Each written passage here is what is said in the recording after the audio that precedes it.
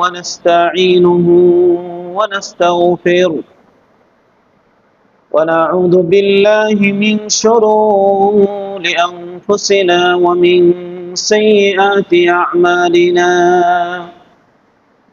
من يهده الله فلا مضل له ومن يضلل فلا هادي له وأشهد أن لا إله إلا الله وحده لا شريك له وأشهد أن محمدا عبده ورسوله الذي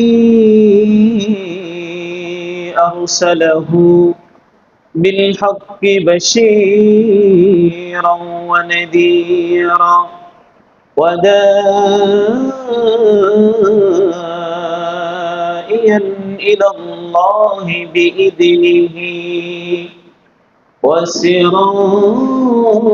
وسراجا منيرا أما بعد فأعوذ بالله من الشيطان الرجيم بسم الله الرحمن الرحيم إن الذين قالوا ربنا الله ثم استقاموا تتنزل عليهم الملائكة ألا تخافوا ولا تهزنوا وأبشروا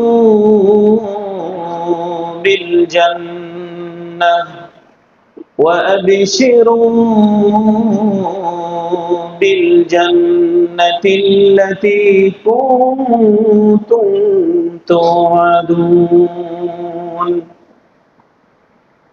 أعوذ بالله من الشيطان الرجيم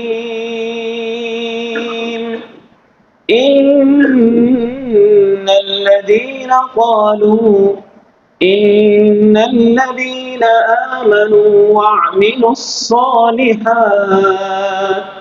وأقاموا الصلاة وآتوا الزكاة لهم أجرهم عند ربهم ولا خوف عليهم ولا هم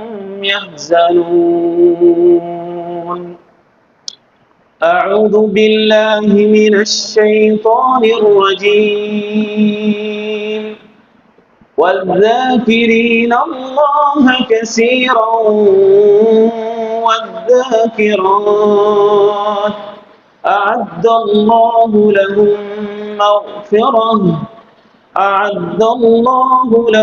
مغفرة وأجرا عظيما عن أبي هريرة رضي الله تعالى عنه قال قال رسول الله صلى الله عليه وسلم أول ما يحاسب به العبد يوم القيامة الصلاة فإن صلحت صلح سائر عمله وإن فسدت فسد سائر عمله رواه الترمذي الحمد لله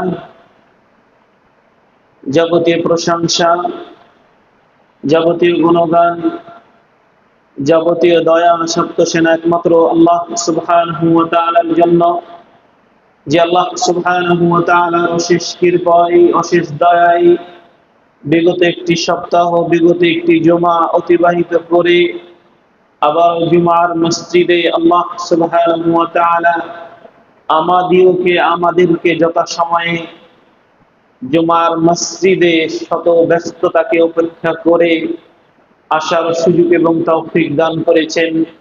সেই মহামুনিব সত্তার নিকটে, প্রভুর নিকটে, পালন কর্তার নিকটে আমরা প্রশংসা কৃতজ্ঞতা আদায় করছি, বলি আলহামদুলিল্লাহ। আল্লাহ রাব্বুল আলামিন আমাদেরকে ভালো রেখেছেন, আল্লাহ রাব্বুল আলামিন আমাদেরকে সুস্থ রেখেছেন। মানুষের জীবনে আল্লাহর পক্ষ থেকে যত বড় বড় নিয়ামত রয়েছে, এই সমস্ত বড় বড় নিয়ামতের মধ্য থেকে মানুষের জীবনে আল্লাহর পক্ষ থেকে যেটি সবচেয়ে বড় নিয়ামত, সেটি হচ্ছে সুস্থ জীবন যাপন করা। সেটি হচ্ছে সুস্থ থেকে নিজের কর্মস্থলে ইবাদত বন্দেগী চলাফেরা করা। বহু মানুষ হাসপাতালে আছে, বহু মানুষ ক্লিনিকে আছে, বহু মানুষ অসুস্থ হয়ে বেডে বাসায় কাতরাচ্ছে, চিটপিট করছে। আল্লাহ আমাদেরকে সুস্থ রেখেছেন, ভালো রেখেছেন। এটা পৃথিবীতে আপনার জীবনে যত যা কিছু আল্লাহর পক্ষ থেকে পেয়েছেন, এই সবগুলোর মধ্যে থেকে আল্লাহর নিকট থেকে যেটা সবচাইতে বড় নিয়ামত আমরা যেটা পেয়েছি, সেটা হচ্ছে সুস্থ জীবন যাপন করা। আমরা আবার বলছি আলহামদুলিল্লাহ। লক্ষ কোটি দুরূদ এবং সালাম বর্ষিত হোক যিনি সর্বকালে, যিনি সর্বযুগের, যিনি সর্বশ্রেষ্ঠ মহামানব নেতা হয়ে পৃথিবীর বুকে এসেছিলেন, উম্মার জন্য এসেছিলেন। তিনি হচ্ছেন আমাদের নবী মুহাম্মদ সাল্লাল্লাহু আলাইহি ওয়াসাল্লামের উপর দরুদ এবং সালাম বর্ষিত হোক। আমরা বলি আল্লাহুম্মা সাল্লি আলাইহি, আল্লাহুম্মা বারিক আলাইহি। প্রিয় জুমার মসজিদের মুসল্লিবৃন্দ, আজ পবিত্র জুমার দিন, অত্যন্ত একটি গুরুত্বপূর্ণ দিন। আজ পবিত্র জুমার দিনের জুমার সংক্ষিপ্ত যে আমাদের আলোচ্য বিষয়, তা হলো আল্লাহর স্মরণ। আল্লাহকে কিভাবে বেশি বেশি স্মরণ করা যায়, আল্লাহর কিভাবে বেশি নিকটবর্তী হওয়া যায়, আল্লাহর কিভাবে প্রিয় বান্দা হওয়া যায়। কি এমন কাজ রয়েছে যে কাজের মাধ্যম দিয়ে আল্লাহকে সবচাইতে অধিক হারে বেশি স্মরণ করা যায়। আসমানের নিচে, জমিনের উপরে, ইবাদতের জগতে বহু ইবাদত রয়েছে, যেই ইবাদতের মাধ্যম দিয়ে আল্লাহকে স্মরণ করা যায়। যেমন রমজান মাস ব্যাপী এক মাস সিয়াম আদায় করে আল্লাহকে স্মরণ করা যায়, আল্লাহর নিকটবর্তী হওয়া যায়, আল্লাহর প্রিয় বান্দা হওয়া যায়, আল্লাহর কাছাকাছি হওয়া যায়, আল্লাহর জান্নাত লাভ করা যায়। বছরে একবার যাকাত দিয়ে আল্লাহকে স্মরণ করা যায়, যাকাত বছরে একবারই। হজ করে আল্লাহকে স্মরণ করা যায়, কোরআন তেলাওয়াত করে আল্লাহকে স্মরণ করা যায়, ফকির মিসকিনকে দান করে আল্লাহকে স্মরণ করা যায়, অভাব দুস্থ গরিব লোকের পাশে দাঁড়িয়ে আল্লাহকে স্মরণ করা যায়। এভাবে বহু ইবাদত রয়েছে, বহু কাজ রয়েছে, যেই কাজের মাধ্যম দিয়ে, যেই ইবাদত গুলোর মাধ্যম দিয়ে আল্লাহকে বেশি বেশি স্মরণ করা যায়, বেশি বেশি ডাকা যায়। আল্লাহ রাব্বুল আলামিন পবিত্র কোরআন সূরা আল বাকারা এর 152 নম্বর আয়াতে আল্লাহ রাব্বুল আলামিন বলছেন, ফাযকুরুনি আযকুরুকুম ওয়াশকুরু লি ওয়া লা তাকফুরুন। আল্লাহ রাব্বুল আলামিন বলছেন, ফাযকুরুনি, তোমরা আমাকে স্মরণ করো, তোমরা আমাকে স্মরণ করো, আমাকে তোমরা ডাকো। আযকুরুকুম, তোমরা যদি আমাকে স্মরণ করো, আমাকে ডাকো, তাহলে আমিও তোমাদেরকে স্মরণ করব, তাহলে আমিও তোমাদের ডাকে সাড়া দিব। তোমরা যদি আমার নিকটবর্তী হতে চাও, কাছাকাছি হতে চাও, প্রিয় বান্দা হতে চাও, তাহলে আমিও তোমাদের নিকটবর্তী হব, আমিও তোমাদের কাছাকাছি আগিয়ে আসব, আমিও তোমাদের প্রয়োজনে আমি থাকব। তাফসীর ইবনে কাসির এই আয়াত বহুবার আপনি পড়েছেন, ফাযকুরুনি আযকুরুকুম ওয়াশকুরু লি ওয়া লা তাকফুরুন। বহুবার বহু খতিব এই আয়াত তেলাওয়াত করেছে, বহু জায়গায় বহু ইমাম এই আয়াত প্রায় তেলাওয়াত করে। এই আয়াতের যে মাহাত্ম্য, এই আয়াতের যে তাৎপর্য, এই আয়াতের যে তাফসীর হয়তোবা অনেকের জানা নেই, অনেকের জানা থাকতে পারে। আল্লাহ তাআলা বলছেন ফাযকুরুনি, পৃথিবীর মানুষকে বলছেন তোমরা আমাকে স্মরণ করো। আল্লাহকে কিভাবে স্মরণ করা যায় তার তাফসীর ইবনে কাসির এই আয়াতের তাফসীর উল্লেখ করেছেন, আল্লাহকে পৃথিবীতে ইবাদতের জগতে সবচেয়ে যেটা বড় মাধ্যম আল্লাহকে স্মরণ করা, তা হচ্ছে সালাত আদায় করা। রমজান মাস এক মাস ব্যাপী সিয়াম শেষ, নফল সিয়াম মাঝে মধ্যে আদায় করবেন, হজ একবার করবেন, যাকাত একবার দিবেন, এরপরে দান দক্ষিণা মাঝে মধ্যে করছেন, এরপরে গরিব মিসকিনকে মাঝে মধ্যে আপনি সহযোগিতা করছেন, মসজিদ মাদ্রাসায় মাঝে মধ্যে দান করছেন, আরো পিতামাতার সেবা মাঝে মধ্যে আপনি করছেন। কিন্তু দৈনন্দিন দিন প্রত্যেকটা সময়, সব সময়, প্রত্যেক দিন আল্লাহকে যে সবচেয়ে যেটা বেশি স্মরণ করা যায় তার একটা তিনি তাফসীর করেছেন, তা হচ্ছে সালাত। আল্লাহ রাব্বুল আলামিন বলছেন ইন্নানি আনাল্লাহ, তিনি বলছেন নিশ্চয় আমি আল্লাহ, লা ইলাহা, নেই কোন সত্য ইলাহ, ইল্লা আনা, আল্লাহ বলছেন আমি আল্লাহ ছাড়া। আল্লাহ কি বলছেন? ইন্নানি আনাল্লাহ, নিশ্চয় আমি আল্লাহ, লা ইলাহা, আমি আল্লাহ ছাড়া সত্য কোন ইলাহ নেই, আই লা মাবুদা বিহাক্কিন ইল্লাল্লাহ, ইল্লা আনা, সুতরাং আমি তোমাদের প্রভু, আমি তোমাদের পালনকর্তা, আমি তোমাদের সৃষ্টিকর্তা। অতএব আল্লাহ বলছেন ফা'বুদনি, অতএব তোমরা আমার ইবাদত করো, ওয়া আকিমিস সালাতা লিযিকরি, এবং আমাকে স্মরণ করার জন্য, আমাকে ডাকার জন্য তোমরা সালাত আদায় করো। তাহলে এই অত্র আয়াতে আল্লাহ রাব্বুল আলামিন স্পষ্ট এই বক্তব্য তুলে ধরেছেন যে আমি তোমাদের রব, আমি তোমাদের প্রভু, আমি তোমাদের পালনকর্তা, আমি তোমাদের সৃষ্টিকর্তা, আমি এই বিশ্বকে পরিচালনা করি, আমি এই বিশ্বকে নিয়ন্ত্রণ করি, সারা বিশ্বকে তিনি লালন পালন করেন, তিনি হচ্ছেন আমাদের রব। তিনি ছাড়া কোনো সত্য ইলাহ নেই। আপনি যখন বলবেন লা ইলাহা ইল্লাল্লাহ, আই লা মাবুদা বিহাক্কিন ইল্লাল্লাহ, যে সত্য কোনো ইলাহ নেই, তখন পৃথিবীতে আল্লাহ ছাড়া যত ইলাহ রয়েছে সমস্ত ইলাহ বাতিল হয়ে যাবে। কোনো পীর বাবা চলবে না, কোনো খাজা বাবা চলবে না, কোনো ন্যাংটা বাবা, দয়াল বাবা, কমলা বাবা, হরিবতী, শরীবতী, লাত, উজ্জা, মানত, চন্দ্র, সূর্য, নক্ষত্র, কোন ব্যক্তির পূজা, কোন হুজুরের পূজা, কোন আলেমের পূজা, কোন দরবেশের পূজা, সমস্ত কোন মাজারের পূজা, কোন মৃত ব্যক্তির পূজা, কোন অসুস্থ ব্যক্তির পূজা, কোন মুরব্বীর পূজা, সমস্ত পূজা বন্ধ হয়ে যাবে, সমস্ত ব্যক্তির অনুসরণ বন্ধ হয়ে যাবে, সমস্ত ব্যক্তির দাসত্ব বন্ধ হয়ে একমাত্র আল্লাহ সুবহানাহু ওয়া তাআলার শুধুমাত্র তখনই দাসত্ব চলবে। আপনি কালেমা লা ইলাহা ইল্লাল্লাহ বলেছেন মানে সব ইলাহ বাদ হয়ে যাবে, তখন একমাত্র আল্লাহ সুবহানাহু ওয়া তাআলা যিনি রব, যিনি প্রভু, যিনি পালনকর্তা, যিনি সৃষ্টিকর্তা, তার একমাত্র ইবাদত বন্দেগী চলবে। ইবাদতের জগতে যত ইবাদত রয়েছে, ইবাদতের জগতে যত ইবাদত রয়েছে, এই সমস্ত ইবাদতের মধ্য দিয়ে আপনি যেই ইবাদত করে বেশি পরিতৃপ্তি পাবেন, বেশি প্রশান্তি পাবেন, বেশি শান্তি পাবেন, সেটি হচ্ছে সালাত।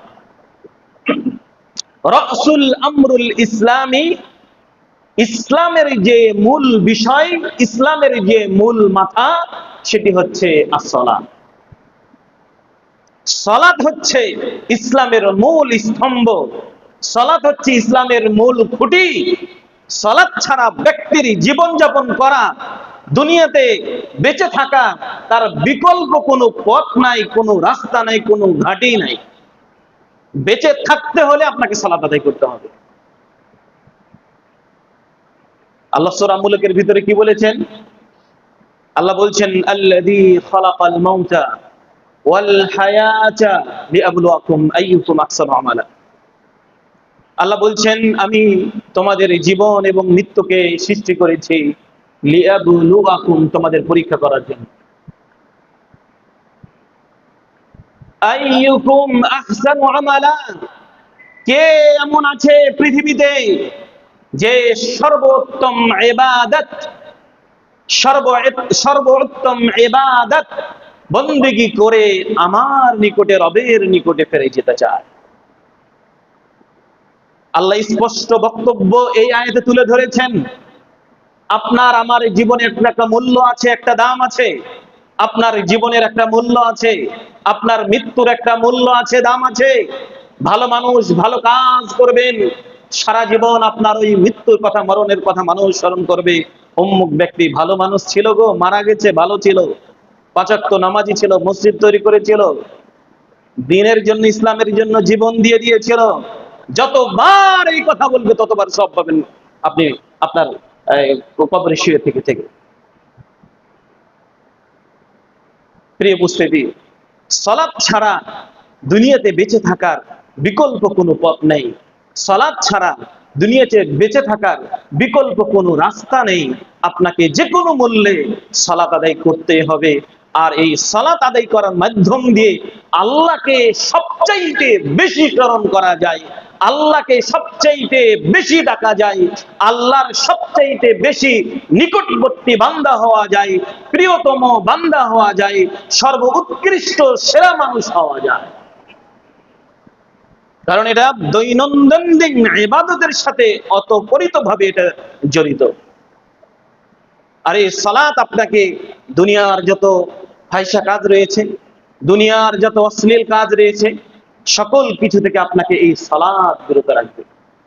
সালাত থেকে আপনি আউট হয়ে গেছেন মানে দুনিয়ার সবকিছু থেকে আউট হয়ে গেছে। উম্মুল হাদিস, হাদিসের মা বলা হয় জিবরিল হাদিসকে।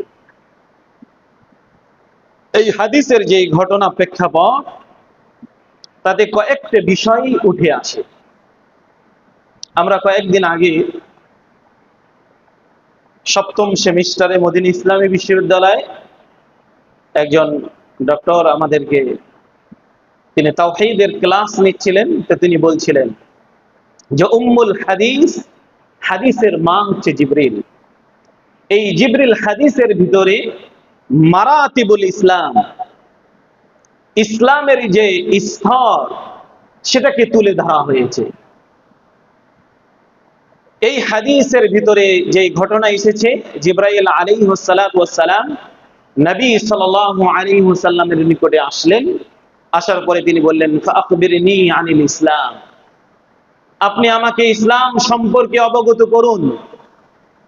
অতঃপর তিনি বলেছেন, ফাআখবিরনি আনিল ঈমান, আপনি আমাকে ঈমান সম্পর্কে অবগত করুন।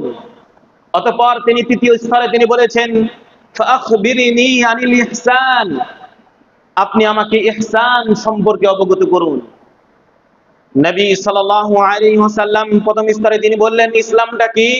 আল ইসলাম আন তাশহাদা আল্লা ইলাহা ইল্লাল্লাহ, ইসলাম হচ্ছে সেটাই, তুমি সাক্ষ্য প্রদান করবে যে সত্যিকারে এক আল্লাহ ছাড়া কোনো ইলাহ নেই, ওয়া আন্না মুহাম্মাদার রাসূলুল্লাহ, এবং মুহাম্মদ সাল্লাল্লাহু আলাইহি সাল্লাম তার বান্দা রাসূল।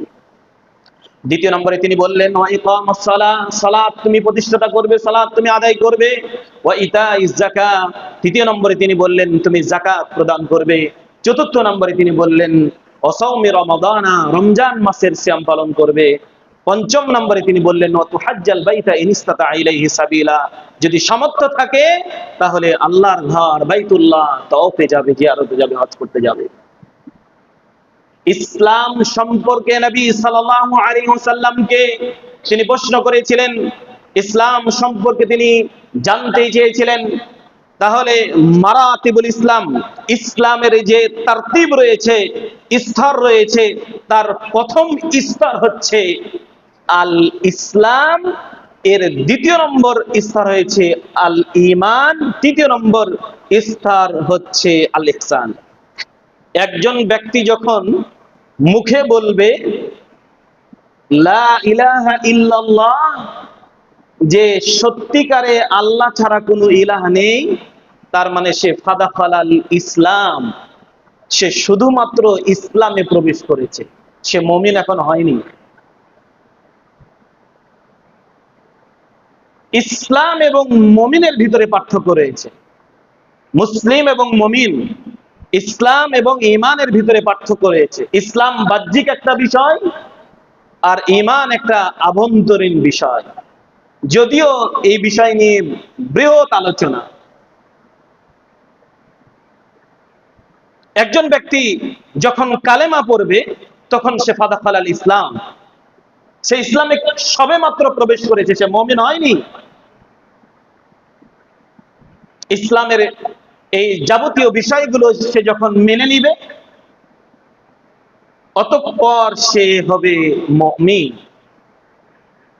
মুমিনকে আল আওয়ামির ওয়ান নাওয়াহি, আল্লাহর যত আদেশগুলো রয়েছে, এই আদেশগুলো যদি ব্যক্তি মেনে নেয়, ওয়ান নাওয়াহি, এবং যেগুলো নিষেধাজ্ঞা রয়েছে আল্লাহর পক্ষ থেকে, এই নিষেধাজ্ঞা যখন একজন ব্যক্তি মেনে নিবে, তখনই সে হবে মুমিন। মুমিন এমনিতেই হবে না। একজন ব্যক্তি সালাত আদায় করছে, চুরি করছে, একজন ব্যক্তি সালাত আদায় করছে, জেনা করছে, একজন ব্যক্তি সালাত আদায় করছে, অন্যকে গালি দিচ্ছে, একজন ব্যক্তি সালাত আদায় করছে, অন্যের প্রতি জুলুম করতেছে, একজন ব্যক্তি সালাত আদায় করতেছে, অন্যকে মিথ্যা প্রতিপন্ন করছে, একজন ব্যক্তি সালাত আদায় করতেছে, মানুষকে গালি দিচ্ছে, সে ফাদাখালাল ইসলাম, সে ইসলামে এখনো ইসলামের ভিতরে আছে, সে এখনো মুমিন হয়নি। মুমিন হতে হলে আল আওয়ামির ওয়ান নাওয়াহি, আল্লাহর যেগুলো আদেশ রয়েছে এবং আল্লাহর যেগুলো নিষেধাজ্ঞা রয়েছে, এই নিষেধাজ্ঞা একজন ব্যক্তি যখন মেনে নিবে, তখনই হবে সে মুমিন।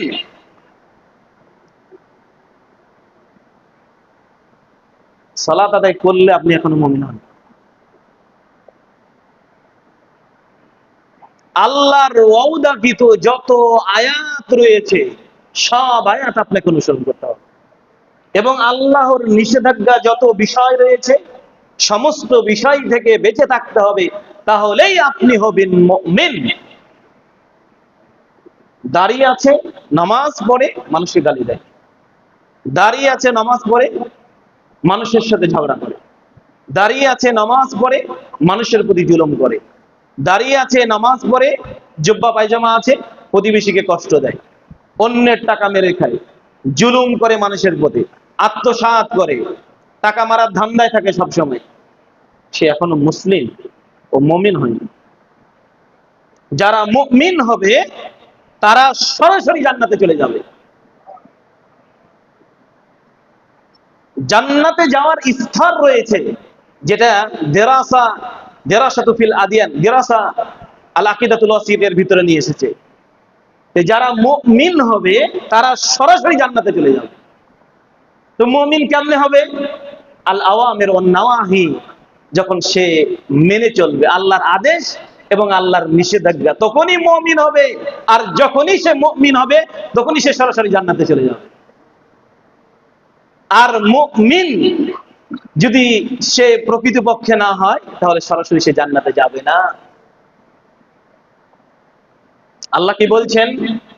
আল্লাহ পবিত্র কোরআনে বলছেন, ইন্নাল্লাযীনা আমানু ওয়া আমিলুস সালিহাত, নিশ্চয় যারা ঈমান আনয়ন করেছে এবং যারা সৎ কাজ করেছে, ওয়া আকামুস সালাহ, এবং যারা সালাত প্রতিষ্ঠা করছে, ওয়া আতাউজ যাকাত, এবং যারা যাকাত প্রতিষ্ঠা করে, লাহুম আজরুহুম ইনদা রাব্বিহিম, তাদের প্রতিদান, তাদের পুরস্কার, তাদের আজর, তাদের পারিশ্রমিক, তাদের পুরস্কার সরাসরি তাদের প্রভুর নিকটে। ওয়ালা খাউফুন আলাইহিম ওয়ালা হুম ইয়াহজানুন, আল্লাহ বলছেন তাদের কোনো ভয় নেই, তাদের কোনো চিন্তা নেই। তারা কিয়ামতের দিন তারা কোনো ভয়ের ভিতরে থাকবে না এবং তারা কোনো চিন্তার ভিতরেও থাকবে না। তো এই গুণের বৈশিষ্ট্য কারা? যারা মুমিন হবে। আপনি আমি তো ভয়ে ভীত হয়ে আছি, আল্লাহর যে আদেশগুলো সেগুলো মেনে নিতে পারি নাই, আল্লাহর নিষেধাজ্ঞা সেগুলো আমরা মেনে নিতে পারি নাই। আমরা মানুষের প্রতি জুলুম কিভাবে করতে হবে, মানুষের প্রতি কিভাবে অন্যায় করতে হবে, মানুষের টাকা কিভাবে মেরে খেতে হবে, মানুষের জমি কিভাবে মেরে খেতে হবে, কিভাবে পুকুর পুষ্করে মেরে খেতে হবে, কিভাবে চাঁদাবাজি করতে হবে, কিভাবে মানুষের পরনিন্দা করতে হবে, কিভাবে মানুষের দুর্নাম করতে হবে, কিভাবে মানুষের গীবত করতে হবে, কিভাবে মানুষের নামে মিথ্যা অপবাদ দিয়ে জায়গা জমি পুকুর পুষ্করে চাঁদাবাজি করা যাবে, এই বৈশিষ্ট্যের তো আমরা আপনারা অধিকারী। তাহলে কিয়ামতের দিন আপনার আমার জন্য ভয় আছে এবং চিন্তাও রয়েছে। কথার ভিতরে কথা চলে আসে, পাপ দুই ভাগে বিভক্ত, হাক্কুল্লাহ ওয়া হাক্কুল ইবাদ। একটি পাপ আল্লাহর সাথে জড়িত, আরেকটি পাপ বান্দার সাথে জড়িত। আল্লাহর পাপ কি? সালাত আদায় করেননি বহু বছর, ভুল বুঝতে পেরেছেন, বলছেন যে না আজ থেকে সালাত আদায় করব। আল্লাহ আপনার পূর্বের জীবনের সমস্ত যে নামাজ পড়েননি 20 বছর 30 বছর, এটা ক্ষমা করে দিবে। এটা হচ্ছে হাক্কুল্লাহ, এটা হচ্ছে আল্লাহর হক, আল্লাহ ক্ষমা করে দিবে। সিয়াম পালন করেননি, যদিও সিয়ামের জন্য কাফারা লাগে, এরপরেও যদি ভুল বুঝতে পেরে আল্লাহর কাছে তওবা করেন, তাহলে নিঃসন্দেহে আল্লাহ রাব্বুল আলামিন আপনার বাকি জীবনের পূর্বের জীবনের যে সিয়াম পালন করেননি সেটা ক্ষমা করে দিবে। যাকাত ফরজ হয়েছিল, যাকাত দেননি, সেটাও আল্লাহ ক্ষমা করে দিবে। কিন্তু একজন ব্যক্তির অন্যায়ভাবে দোকান থেকে চাঁদা তুলেছেন, কিয়ামতের দিন কোন মায়ের বেটা আছে যে আপনাকে সেদিন ঠেকাবে? কোন নেতা আছে, কোন দায়িত্বশীল আছে, কোন ব্যক্তি আছে যে আপনাকে ঠেকাবে? আপনার পরকাল হারিয়ে যাচ্ছে, আপনার আখেরাত হারিয়ে যাচ্ছে, আপনার দ্বীন হারিয়ে যাচ্ছে, ইসলাম হারিয়ে যাচ্ছে, আপনার সব কিছু হারিয়ে, জান্নাত হারিয়ে যাচ্ছে, আপনার জন্য জাহান্নাম অবধারিত হয়ে যাচ্ছে। পাগল বোকা নাকি আপনি গাদা? আপনি ওই নোংরা শ্রেণীর লোকের সাথে কেন মিশতে গেলেন?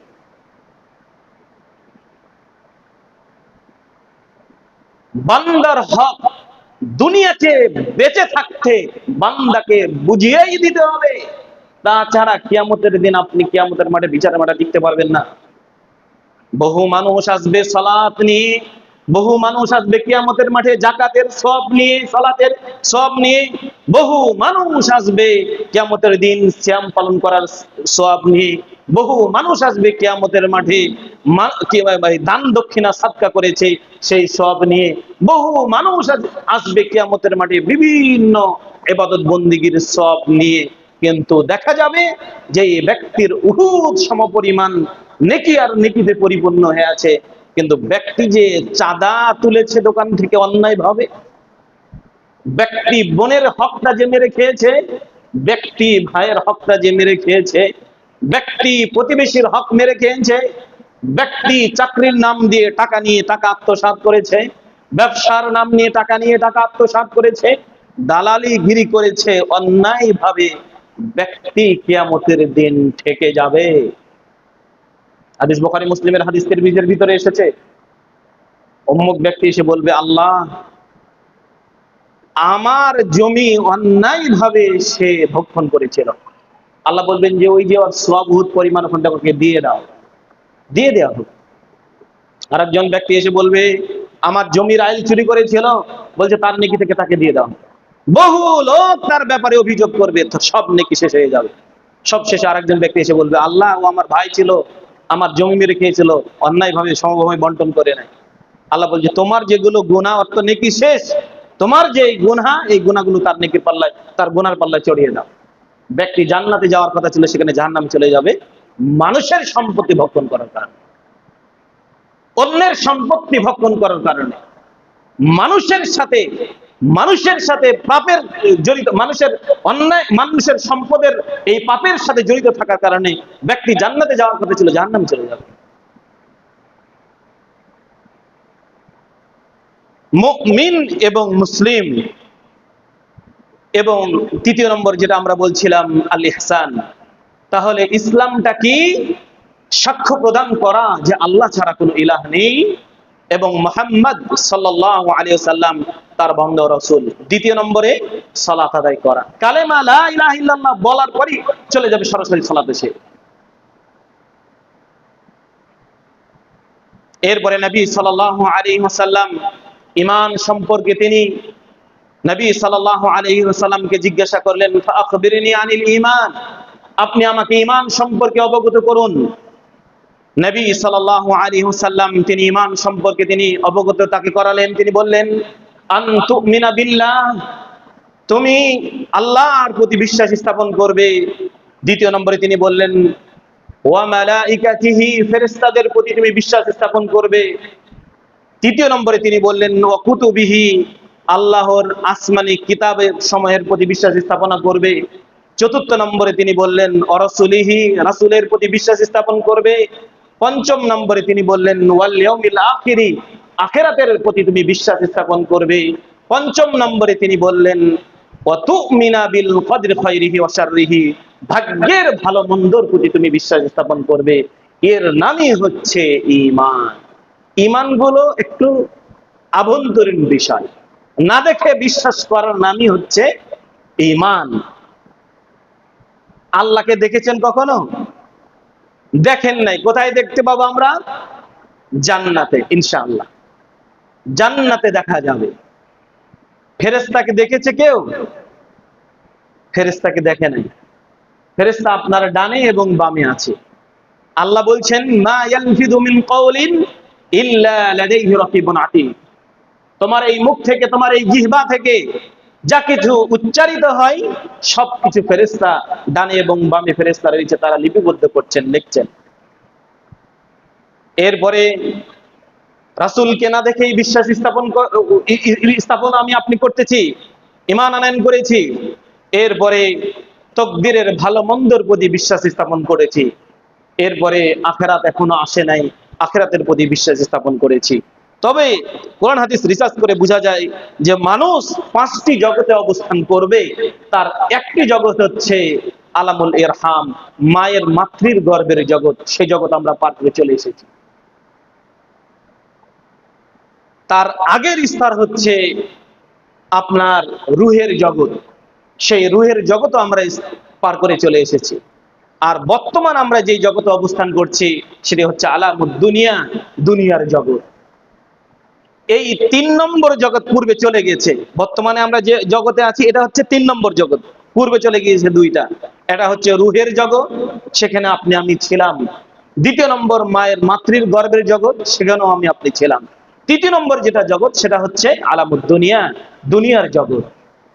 এই জগৎ পার হলেই আমি আপনি চলে যাব আলামুল বারজাক, বারজাকের জগৎ, অর্থাৎ মৃত্যু থেকে নিয়ে কিয়ামত পর্যন্ত এই জগৎকে বলা হচ্ছে আলামুল বারজাক। এরপরে 5ম নম্বর জগৎ হচ্ছে আলামুল আখিরা, আইয়ানি ইলাল জান্নাহ আও ইলান নার। আলামুল আখিরাতে যেখানে মানুষ খালিদিনা ফিহা, যেখানে মানুষ যুগ যুগ ধরে থাকবে, যেখানে মানুষ কাল কাল ধরে থাকবে। হয় তার ব্যক্তির জায়গা হবে জান্নাত, না হয় ব্যক্তির স্থান হবে জাহান্নাম। প্রিয় ভাইয়েরা, এই দুনিয়া থেকে, এই পৃথিবী থেকে আমাদেরকে চলে যেতে হবে। দুনিয়া একটা ক্ষণস্থায়ী জায়গা, দুনিয়া একটা অস্থায়ী জায়গা। এই দুনিয়ার জগতে আমরা যত ভালো কাজ করব, যত পুণ্যের কাজ করব, যত নেকির কাজ করব, কিয়ামতের দিন আমরা পরকালে তত বেশি ভালো থাকব। আপনি আমি দুনিয়াতে সুখে থাকার জন্য, আপনি আমি দুনিয়াতে শান্তিতে থাকার জন্য আপনার ব্যবসা, আপনার চাকরি বাকরি, আপনার কর্মস্থলকে আপনি বজায় রেখেছেন যে আপনি নিজে যেন ভালো থাকেন, আপনার স্ত্রী সন্তানরা যেন ভালো থাকে। রাত দিন আপনি চেষ্টা করে যাচ্ছেন। ফজরের সময় জীবনে 2 রাকাত সালাত আদায় করে না, ফজরের জামাতে সালাত আদায় করে না, কিন্তু ফজরের সময় রিক্সা নিয়ে ঠিকই ভাড়া মারতে যাচ্ছে। ফজরের নামাজ পড়ে না, কিন্তু ঠিকই সেই ভ্যান নিয়ে, সেই অটো নিয়ে বের হচ্ছে। ফজরের নামাজ পড়ে না, কিন্তু ব্যক্তি ঠিকই সবজি কিনতে সেই নওদাপাড়ার বাজার চলে যাচ্ছে। ফজরের নামাজ পড়ে না ব্যক্তি, একথা ঠিক, কিন্তু মাছ কিনতে চলে যাচ্ছে। ফজরের নামাজ পড়ে না ব্যক্তি ঠিকই, কিন্তু সে জমিতে পানি দিতে হবে, রাত 3টার দিকে যেতে পারছে, কিন্তু ফজরের নামাজ পড়তে পারে না। তার মানে কি? তার মানে সে দুনিয়া নিয়ে এখনো ব্যতিব্যস্ত। সে দুনিয়ার সুখ চায়, এই পৃথিবীর সুখ চায়, সে ভালো থাকতে চায়, তার স্ত্রী সন্তানকে ভালো রাখতে চায়, কিন্তু পরকাল ভালো রাখার জন্য যে তাকে পরকালের জন্য কিছু করতে হবে, এটা সে ভুলে গেছে। দুনিয়া করতে করতে করতে সে পরকালকে ভুলে গিয়েছে। অথচ আল্লাহ তাআলা বলছেন, ইকতারাবা লিন-নাসি হিসাবুহুম ওয়া হুম ফি গাফলাতিন মু'রিজুন। খুব ভয়ঙ্কর আয়াত। আল্লাহ বলছেন, ইকতারাবা লিন-নাস, মানুষের জন্য নিকটবর্তী হয়েছে, মানুষের কাছাকাছি হয়েছে, হিসাবুহুম, তাদের হিসাবনামা তাদের নিকটবর্তী হয়েছে, ওয়া হুম ফি গাফলাতিন মু'রিজুন, অথচ তারা এখনো অমনোযোগী, অথচ তারা গাফেল হয়ে আছে। তারা পরকাল নিয়ে ভাবে না, তারা আখিরাত নিয়ে ভাবে না, তারা কিয়ামতের মাঠ নিয়ে ভাবে না, তারা বিচারের মাঠ নিয়ে ভাবে না, তাদের জান্নাত আছে, তাদের জাহান্নাম আছে, এই চিন্তা চেতনা করে না। তারা দুনিয়া নিয়ে ব্যতিব্যস্ত, পৃথিবী নিয়ে ব্যস্ত হচ্ছে। আপনি আমি দুনিয়াতে যা কিছু করছে সবকিছু লেখা হচ্ছে আর হিসাব হচ্ছে না। মরার পরেই আপনার আমার হিসাব নিকাশ শুরু হয়ে যাবে। দুনিয়াতে যা কিছু করছেন ভালো মন্দ সব লেখা হচ্ছে আর হিসাব নাই, মরার পরেই হিসাব নামা শুরু হয়ে যাবে।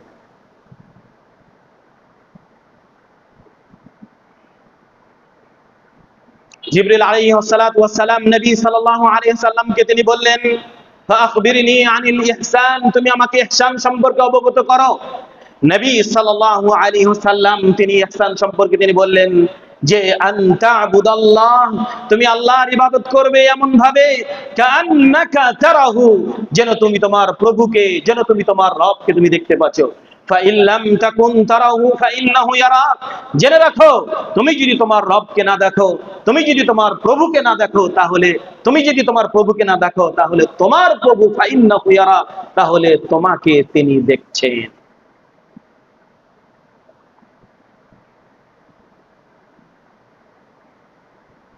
মারাতিবুল ইসলাম, ইসলামের যে স্তর, তার প্রথম নম্বর স্তর হচ্ছে আল ইসলাম।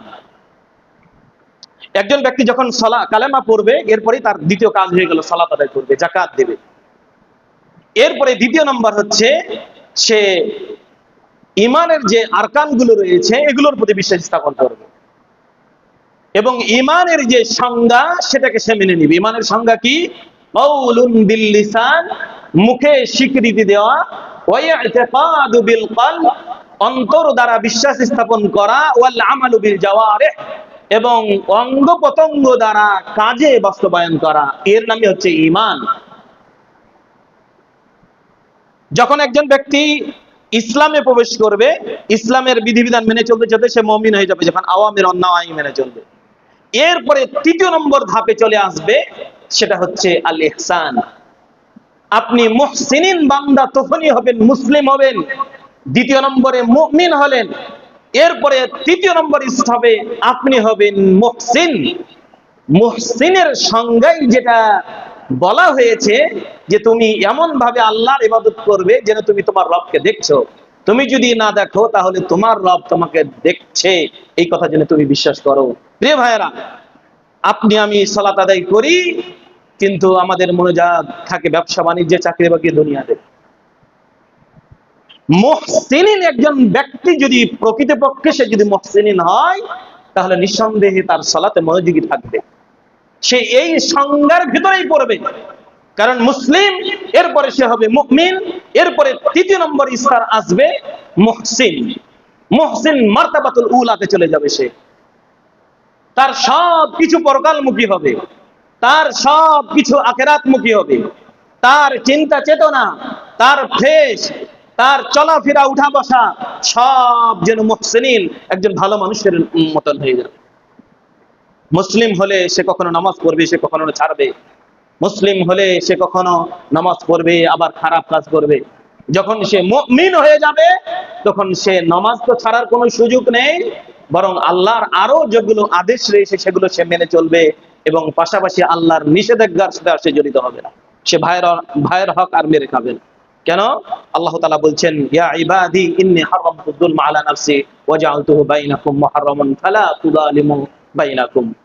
হে আমার বান্দারা, আমি আমার নিজের নফসের উপরে জুলুমকে হারাম করেছি, সুতরাং তোমরা পরস্পরে তোমরা আর জুলুম করিও না। আল্লাহর নিষেধাজ্ঞা। আপনি তখন আর কারোর প্রতি জুলুম করতে পারবেন না। আপনি তখন চুরি করতে পারবেন না, জেনা করতে পারবেন না, আপনি তখন সুদ খেতে পারবেন না, ঘুষ খেতে পারবেন না, হারাম ভক্ষণ করতে পারবেন না। হারাম ভক্ষণ করলে তো ইবাদত কবুল হবে না। তখনই আপনি মুমিন হওয়ার পরেই তারপরে আপনি হয়ে যাবেন মুহসিন। আপনার প্রত্যেকটা কাজে আপনি পরিতৃপ্তি পাবেন, আপনার প্রত্যেকটা কাজে আপনি প্রশান্তি পাবেন, শান্তি পাবেন, তখনই আপনি হয়ে যাবেন মুহসিন। সুতরাং আমাদেরকে মুহসিন একজন বান্দা হতে হবে। আবু হুরায়রা রাদিয়াল্লাহু তাআলা আনহু বর্ণনা করছেন, রাসূল সাল্লাল্লাহু আলাইহি ওয়াসাল্লাম বলেছেন, আউয়ালু মা ইউহাসাবু বিহিল আবদু ইয়াউমাল কিয়ামাতিস সালাহ, ফাইন সালুহাত সালুহা সাইরু আমালিহি ওয়া ইন ফাসাদাত ফাসাদা সাইরু আমালিহি। আবু হুরায়রা রাদিয়াল্লাহু তাআলা আনহু বর্ণনা করছেন, রাসূল সাল্লাল্লাহু আলাইহি ওয়াসাল্লাম বলেছেন, কিয়ামতের দিন বান্দার সর্বপ্রথম যেই বিষয়ে হিসাব নেওয়া হবে তা হচ্ছে সালাত। ফাইন সালুহাত সালুহা সাইরু আমালিহি, যার সালাত ঠিক হবে তার অন্যান্য ইবাদত বন্দেগী ঠিক হবে। ওয়া ইন ফাসাদাত ফাসাদা সাইরু আমালিহি, যার সালাত বাতিল হবে, যার সালাত কবুল হবে না, তার অন্যান্য ইবাদত বন্দেগীও কবুল হবে না, তার অন্যান্য ইবাদত বন্দেগীও বাতিল হবে। এই কথা নবী সাল্লাল্লাহু আলাইহি ওয়াসাল্লাম বলছেন। বহু মানুষ আছে যারা সালাত আদায় করে না কিন্তু রমজান মাসে সিয়াম পালন করে। বহু মানুষ আছে সালাত আদায় করে না কিন্তু রমজান মাসে যাকাত দেয়। বহু মানুষ আছে সালাত আদায় করে না কিন্তু টাকার গরমে মানুষের, জনগণের, গরিব দুঃখীর, অসহায়ের, ফকির মিসকিনের টাকা, জনগণের টাকা, ইতিমের টাকা মেরে প্রত্যেক বছরে বছরে হজ উমরা করতে যায়। বহু নেতা দায়িত্বশীল রয়েছে যারা মসজিদ মাদ্রাসায় লাখ লাখ টাকা দান করার, বাপের টাকা না, জনগণের টাকা। নবী সাল্লাল্লাহু আলাইহি সাল্লাম বলেছেন, যার সালাত ঠিক হবে তার অন্যান্য ইবাদত বন্দেগী ঠিক হবে। আপনি যে লাখ লাখ টাকা দান করছেন ওটা আপনার বাপের টাকা? যদি আপনার বাপের হালাল টাকা হয়ে থাকে আলহামদুলিল্লাহ। নবী সাল্লাল্লাহু আলাইহি সাল্লাম বলেছেন, ইন্নাল্লাহা তাইয়্যিব, নিশ্চয়ই আল্লাহ হচ্ছেন পবিত্র, লা ইয়াকবালু ইল্লা তাইয়্যিবান, আর আল্লাহ পবিত্র ছাড়া কোনো কিছুই তিনি গ্রহণ করবেন না, কবুল করবেন না। আপনি দিবেন, অন্যায় ভাবে আপনার বাড়িতে কেউ এসে অবস্থান করুক, এটা আপনি চাইবেন? আপনার সম্পদ আরেকজন নিয়ে নাকি আপনি দিবেন? অন্যার সন্তানকে আপনি কখনো কবুল করবেন যেটা আমার সন্তান? আপনি আমাকে বলবেন যেটা আমার সন্তান হয়? আপনার যেটা সন্তান ওটাই আপনার সন্তান। আল্লাহ তিনি নিজে বলছেন, ইন্নাল্লাহা জামিল, নিশ্চয়ই আল্লাহ হচ্ছেন সুন্দর, ইউহিব্বুল জামাল, তিনি সৌন্দর্যতাকে ভালোবাসেন। আমরা ভালোবাসি, আপনার দাড়ি থাকবে এটাকে আমরা ভালোবাসি, দিনের জন্য ভালোবাসি। আপনি প্যান্ট পায়জামা ছেড়ে যদি ভালো ঢিল ঢাল্লা হয় আলহামদুলিল্লাহ, আপনি পাঞ্জাবি পরবেন, দাঁড়িয়ে থাকবে, টুপি থাকবে, আমরা এটাকে ভালোবাসি। তার মানে তার আদর্শ আছে, দিন আছে, ধর্ম আছে, নীতি আছে, নৈতিকতা আছে। সে দিনকে ভালোবাসে, যার কারণে সে সুন্দর পোশাক পরে ভালোবাসে। ইন্নাল্লাহা জামিল, নিশ্চয় আল্লাহ হচ্ছেন সুন্দর, ইউহিব্বুল জামাল, তিনি সৌন্দর্যতাকে ভালোবাসেন। ইন্নাল্লাহা তাইয়্যিব, নিশ্চয় আল্লাহ পবিত্র, লা ইয়াকবালু ইল্লা তাইয়্যিবান, তিনি পবিত্র ছাড়া কোনো কিছুই তিনি কবুল করবেন না।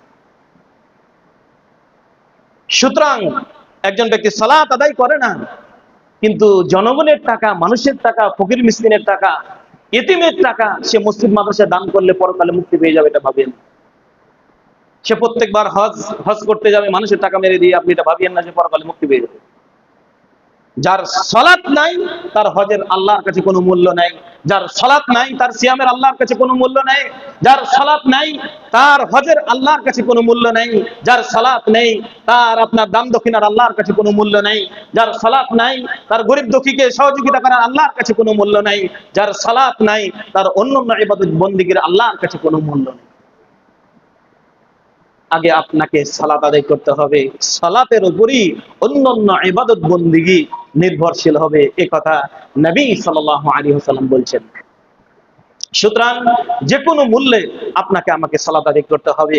আর আল্লাহর নিকটবর্তী আর আল্লাহর কাছাকাছি হওয়ার সবচেয়ে পৃথিবীতে যেটা বড় মাধ্যম, সেটা হচ্ছে সালাত। সালাত আদায় করা ছাড়া পৃথিবীতে দুনিয়াতে আর এমন কোনো ইবাদত বন্দিগি নাই যেই ইবাদত বন্দিগির মাধ্যম দিয়ে আল্লাহর বেশি নিকটবর্তী হওয়া যায়, আল্লাহর বেশি কাছাকাছি হওয়া যায়। আব্দুল্লাহ ইবনে আমর রাদিয়াল্লাহু তাআলা আনহু বর্ণনা করছেন, যা রাজুলুন মিনাল আনসারি, একজন ব্যক্তি আনসার গোত্রের মধ্য থেকে আসলেন। আসার পরে বলছেন, ইয়া রাসূলুল্লাহ, হে আল্লাহ রাসূল, মান আকিয়াসুন নাস ওয়া আহজামুন নাস, আপনি বলবেন মানুষের মধ্য থেকে সবচাইতে বিচক্ষণ মানুষ, মানুষের মধ্য থেকে সবচাইতে জ্ঞানী মানুষ, বিচক্ষণ মানুষকে? নবী সাল্লাল্লাহু আলাইহি সাল্লাম বললেন, আকসারুহুম যিকরান লিল মাউত ওয়া আকসারুহুম ইস্তিবদাদান উলাইকাল আকিয়াস যাহাবু বিশারফিদ দুনিয়া ওয়া কারামাতিল আখিরাহ। নবী সাল্লাল্লাহু আলাইহি সাল্লাম বললেন, মানুষের মধ্য থেকে সবচেয়ে বিচক্ষণ জ্ঞানী মানুষ হচ্ছে সে যে আল্লাহকে বেশি বেশি স্মরণ করে এবং মৃত্যুকে বেশি বেশি স্মরণ করে, সেই হচ্ছে বিচক্ষণ ব্যক্তি। এবং মৃত্যুর জন্য এবং মরণের জন্য সবসময় প্রস্তুতি গ্রহণ করে থাকে, সেই হচ্ছে বিচক্ষণ ব্যক্তি, জ্ঞানী ব্যক্তি। আলী রাদিয়াল্লাহু তাআলা আনহু বর্ণনা করছেন, যা রাজুলুন ইলা নবী সাল্লাল্লাহু আলাইহি ওয়াসাল্লাম, একজন ব্যক্তি নবী সাল্লাল্লাহু আলাইহি ওয়াসাল্লামের নিকটে আসলেন।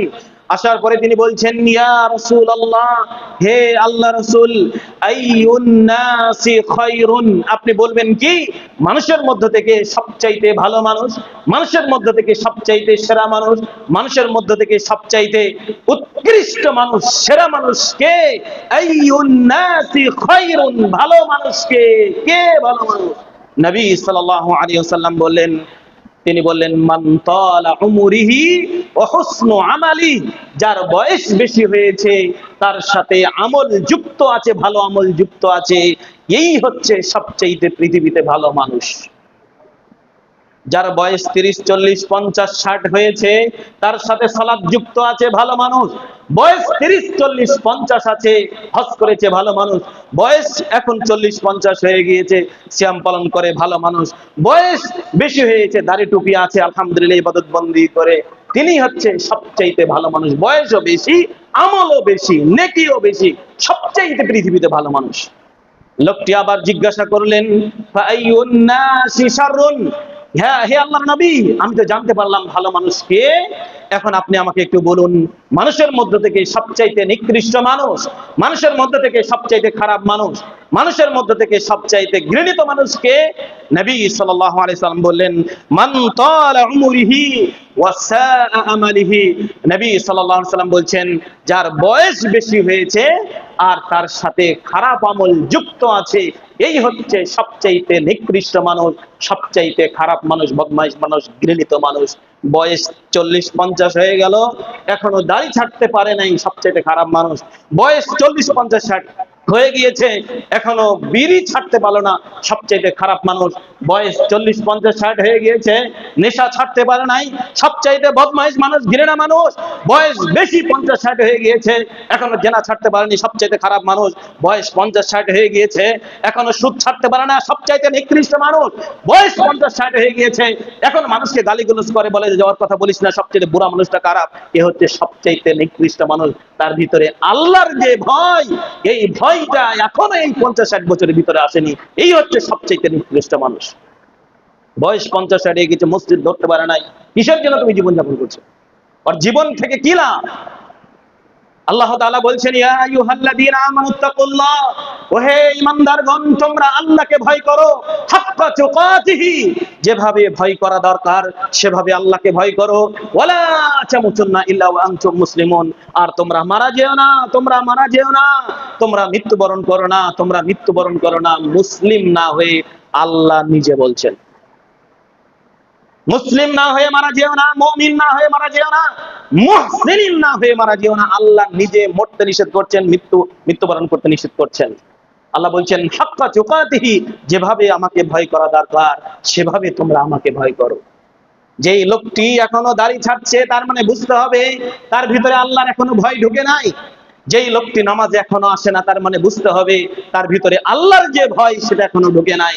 যেই লোকটি এখনো হারাম খাচ্ছে, তার মানে বুঝতে হবে তার ভিতরে এখনো আল্লাহর প্রকৃতি ভয়, হাক্কা তুকাতিহি, যেভাবে আল্লাহকে ভয় করা দরকার সেভাবে ভয় করে না, তার মানে তার ভিতরে আল্লাহর ভয় এখনো ঢুকে নাই।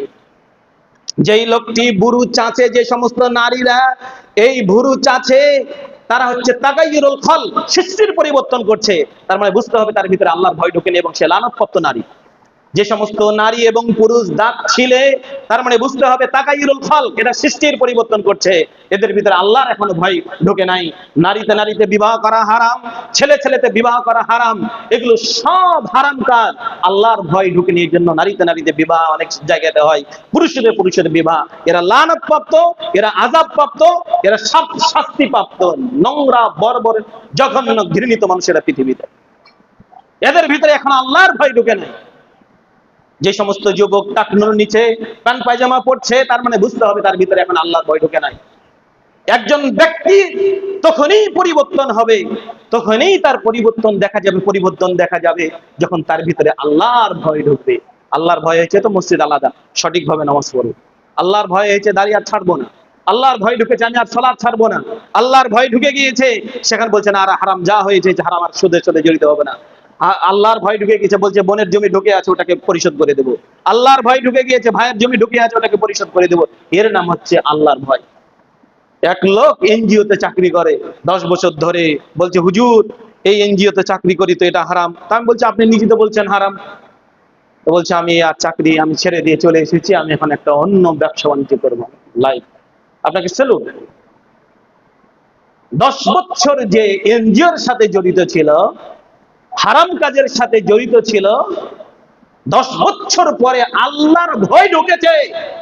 10 বছর সুদ আর সুদ টাকা গণনা করেছে, সে বুঝেও বুঝে নাই, তার মানে ভয় ঢুকে না তার ভিতরে। 10 বছর পরে চাকরি ছেড়ে দিয়ে চলে এসে, তার মানে ভিতরে আল্লাহর ভয় ঢুকেছে। আর যখনই একজন ব্যক্তির ভিতরে আল্লাহর ভয় ঢুকবে, তখন তার ভিতরে পরিবর্তন আসবে। আল্লাহর ভয় নাই, তার কোনো পরিবর্তন দেখা যাবে না।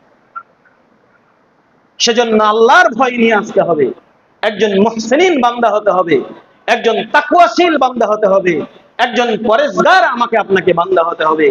এই দুনিয়া থেকে আমাদেরকে চলে যেতে হবে, এই পৃথিবী থেকে আমাদেরকে চলে যেতে হবে, এই দুনিয়া থেকে আমাদেরকে চলে যেতে হবে। দুনিয়া আমাদের জন্য একটা অস্থায়ী জায়গা, এটা স্থায়ী জায়গা নয়।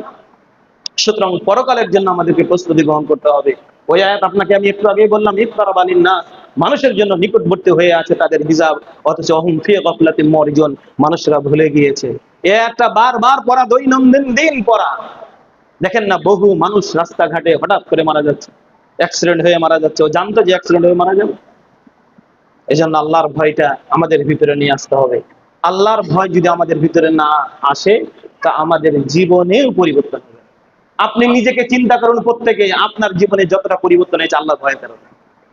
আল্লাহর ভয় যখনই এসেছে তখনই আপনি মসজিদ আলাদা করেছেন, যে সই আকীদায় সঠিকভাবে নামাজ পড়বো জান্নাত পেয়ে যায়, আমার আখেরাত আছে, আমার পরকাল আছে, এই দুনিয়া থেকে আমাকে চলে যেতে হবে সঠিকভাবে।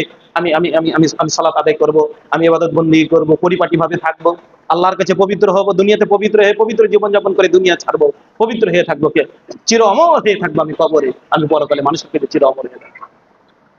প্রিয় ভাইরা, পৃথিবীতে সালাত আদায় ছাড়া বিকল্প আর কোনো পথ নাই আল্লাহকে অধিক হারে স্মরণ করার। এই জন্য যে কোনো মূল্যে আপনি যে যাই করেন না কেন, আপনাকে সালাত আদায় করতেই হবে। সালাত আদায় করা ছাড়া দুনিয়াতে বেঁচে থাকার কোনো বিকল্প পথ নাই, কোনো রাস্তা নাই। অনেক মা বোন আমাদেরকে জিজ্ঞাসা করে যে নফল সিয়াম কখন। তার মানে ওর ভিতরে নীতি নৈতিকতা আছে, আদর্শ রয়েছে, আল্লাহর ভয় আছে, তার পরকাল আছে, আখেরাত আছে। নফল সিয়াম সম্পর্কে জেনে সে সিয়ামটা পালন করে আল্লাহর সন্তুষ্ট অর্জন করবে, আল্লাহর নিকটবন্দি বান্দা হবে। তার ভিতরে পরিবর্তন এসেছে, ওই মহিলার ভিতরে পর্দা করার ভিতরে পরিবর্তন এসেছে, আল্লাহর ভয় ঢুকে গিয়েছে। আল্লাহর যখনই ভয় ঢুকবে তখন তার পরিবর্তন হবে, আল্লাহর ভয় না ঢুকে পর্যন্ত পরিবর্তন হবে। দ্বিতীয় নম্বরে আমরা যেটা বলবো, সময় হয়ে গিয়েছে, একবারে 2-3 মিনিটে আমরা শেষ করব। দ্বিতীয় নম্বরে আল্লাহকে সবচেয়ে স্মরণ করার যেটা সবচেয়ে দ্বিতীয় নম্বর যেটা বড় মাধ্যম, সেটা হচ্ছে কোরআন তেলাওয়াত। আপনারা কোরআন কেন তেলাওয়াত করেন না? কোরআন নাই নাকি মসজিদে? কোরআনের ব্যবস্থা করতে হবে, কোরআন থাকবে। সৌদি আরবে আমরা মদিনা ইসলামী বিশ্ববিদ্যালয়ে যাওয়ার সুযোগে 'আলহামদুলিল্লাহ', আল্লাহ বহু নিয়ামত দান করেছে, আলহামদুলিল্লাহ। এটা গৌরবের বিষয় আমার কাছে। আলহামদুলিল্লাহ, আসলে মদিনা না গেলে মানে বাংলা ভাষায় আমাদের ভাষায় খ্যাপা হয়ে থাকতাম। আল্লাহ ওখানে যাওয়াতে 190টা দেশের ছাত্র মদিনা ইসলামী বিশ্ববিদ্যালয়ে পড়াশোনা করে। আমার জানা নেই পৃথিবীতে আর কোনো বিশ্ববিদ্যালয় প্রতিষ্ঠানে এত এক দেশের ছাত্ররা পড়াশোনা করে। আলহামদুলিল্লাহ, এই মদিনাতে পড়ার সুযোগে মক্কা মদিনায় দীর্ঘবার মক্কা যাওয়ার সুযোগ হয়েছে। আলহামদুলিল্লাহ, মাঝে মধ্যেই যাই। এবং মদিনাতে তো আমরা থাকি, মসজিদে নববীতে গেলে ওখানে মূল কাজ তাদের সালাত, আর দ্বিতীয় নম্বর কাজ হচ্ছে কোরআন তেলাওয়াত করা। মানে সৌদি আরবের যে কোনো মসজিদে আপনি যদি যান, যারা গিয়েছেন থেকেছেন, দেখবেন ওরা নামাজ পড়ার পরে কোরআন তেলাওয়াত করবে। আল্লাহকে স্মরণ করার দ্বিতীয় মাধ্যমই হচ্ছে কোরআন তেলাওয়াত করা। কোরআন যে কোনো মূল্যে আপনাকে তেলাওয়াত করতেই হবে, না হলেও সূরা ইখলাস, ফালাক, নাস, ইখলাস এগুলো আপনি প্রত্যেক নামাজের পরে তিনবার করে পড়বেন। সূরা ফালাক, সূরা নাস, সূরা ইখলাস। জুমার দিনে, শুক্রবারের দিনে আপনি সূরাতুল কাহাফ তেলাওয়াত করবেন। আলহামদুলিল্লাহ, আমি করি। কবরের আযাব থেকে যদি পরিত্রাণ পেতে চান তাহলে সূরা মুলুক পড়বেন। 29 নম্বর পারার প্রথম নম্বর সূরাটা আমি নিয়মিত পাঠ করি। এটা আসলে উৎসাহের জন্য বলা, আলহামদুলিল্লাহ অভ্যাস হয়ে গেছে। সকালবেলা ফজর নামাজের পরে আগে ওই সূরা তেলাওয়াত করব, সূরা মুলুক। মাগরিবের পরে অন্যান্য কোরআন তেলাওয়াত করার পূর্বে আগে সূরা মুলুক পড়ব। কবরের আযাব থেকে যদি পরিত্রাণ পেতে চান তাহলে সূরা মুলুক পড়তে হবে। মানুষের কুমন্ত্রণা খারাপ থেকে যদি বেঁচে থাকতে চান তাহলে সূরা ফালাক, নাস, ইখলাস পড়বেন। নবী সাল্লাল্লাহু আলাইহি সাল্লামকে জাদু করা হয়েছিল, মুক্তি পেয়েছিলেন কোন সূরা দিয়ে? সূরা ফালাক এবং নাস দিয়ে। এটা আপনি বেশি বেশি পড়বেন। বাচ্চাদেরকে পড়ে ফু দিবেন, হুজুরের কাছে যাওয়ার দরকার নেই। আল্লাহ রাব্বুল আলামিন আমাদেরকে বিষয়গুলো বুঝে, সময় হয়ে গেছে। সূরা মুলুক জি একবার পড়লেই হবে, সুযোগ থাকলে আপনি পড়বেন। এই যে সূরাগুলো মানে বেশি না পড়লে অন্তত ছোট্ট ছোট সূরাগুলো আপনি দৈনন্দিন পড়বেন। এই অভ্যাসটা আপনি গড়ে তুলুন। এই অভ্যাসটা যদি আমরা গড়ে তুলতে পারি, নবী সাল্লাল্লাহু আলাইহি সাল্লাম বলেছেন পৃথিবীতে এমন কোনো গ্রন্থ নাই যেই গ্রন্থ পড়লে সওয়াব হবে, নেকি হবে, ইল্লাল কোরআন, কোরআন ছাড়া। মান ক্বারা হারফান মিন কিতাবিল্লাহ ফালাহু বি হাসানাহ ওয়াল হাসানাতু বিআশরি আমসালিহা। নবী সাল্লাল্লাহু আলাইহি ওয়াসাল্লাম বলছেন যে ব্যক্তি কোরআন থেকে একটি হরফ পড়বে তাকে আল্লাহ 10টি নেকি দিবে, 10কে আবার 700 গুণে বৃদ্ধি করে, বলেন সুবহানাল্লাহ। তাহলে কোরআন পড়বেন, আলিফ লাম মিম 30টা নেকি পেয়ে গেলাম। আপনি বললে আপনিও পাবেন। তো এই জন্য কোরআন পড়তে হবে। কোরআন পড়লে সওয়াব, হাদিস পড়লে সওয়াব না। বুখারী মুসলিম পড়লে সওয়াব হয় না, নেকিও হয় না। কি হয়? যখন আমল করবেন তখন নেকি হবে। আর কোরআন পড়লেই সওয়াব, এটা পড়লেই সওয়াব, এটাতে কোনো লস নাই। এই জন্য কোরআন পড়তে হবে। আর আলোচনা করা যেত কিন্তু সময় যেহেতু হয়ে গেছে। তৃতীয় নম্বর যেটা বলবো সেটা হলো বেশি বেশি সুবহানাল্লাহ, আলহামদুলিল্লাহ, আল্লাহু আকবার, লা ইলাহা ইল্লাল্লাহ এগুলো যেন মাঝে মধ্যে আপনার মুখে উচ্চারণ হয়। নবী সাল্লাল্লাহু আলাইহি ওয়াসাল্লাম বলেছেন ওই জিহ্বা সঞ্চিত সম্পদ, যেই জিহ্বা বেশি বেশি সুবহানাল্লাহ, আলহামদুলিল্লাহ, আল্লাহু আকবার, লা ইলাহা ইল্লাল্লাহ বলে, আস্তাগফিরুল্লাহ বলে। আমি নিয়মিত পড়ি, আলহামদুলিল্লাহ, চেষ্টা করি, শুধু মুখে বলা না, চেষ্টা করি আলহামদুলিল্লাহ। আমাদের ওস্তাদদের থেকে শিখি। আমাদের ওস্তাদ একজন ছিল আব্দুর রাজ্জাক নাটোরে, ওনার থেকে শিখেছি। ওনার সাথে মাঝে মধ্যে বাইরে গেলে উনি দেখি বলে আস্তাগফিরুল্লাহ পড়ে, আস্তাগফিরুল্লাহ পড়ে। তা আস্তাগফিরুল্লাহর বহু ফজিলত, এটা বলতে গেলে অনেক সময় লাগবে, বলার সময় নেই। আপনি মাঝে মধ্যে দেখি সুবহানাল্লাহ, আলহামদুলিল্লাহ বলে, ওদের থেকে শিখা। লা ইলাহা ইল্লাল্লাহ বলে, ওদের থেকে শিখা। মানুষ মায়ের পেট থেকে শিখে আসা, শিখারও আর কোনো আবার বয়স নাই।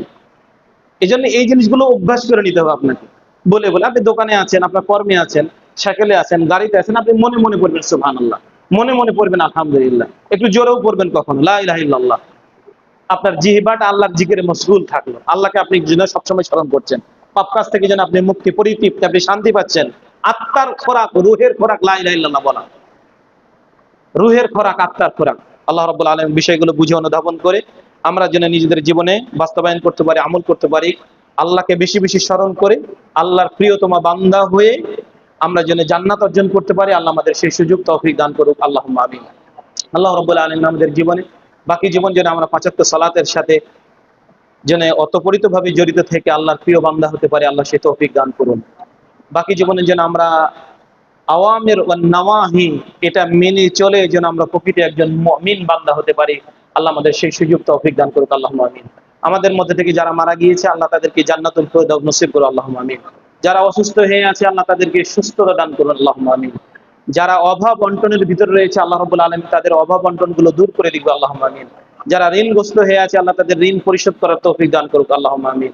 যারা চাকরি বাকরি ব্যবসা বাণিজ্য কর্ম নেই, আল্লাহ রাব্বুল আলামিন তাদের উত্তম রিজিকের ব্যবস্থা দান করুন, বলেন আল্লাহুম্মা আমিন।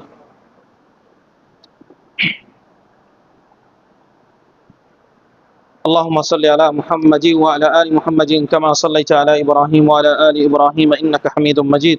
اللهم بارك على محمد كما باركت على إبراهيم وعلى آل إبراهيم إنك حميد مجيد. سبحان ربك رب العزة عما يصفون وسلام على المرسلين الحمد لله.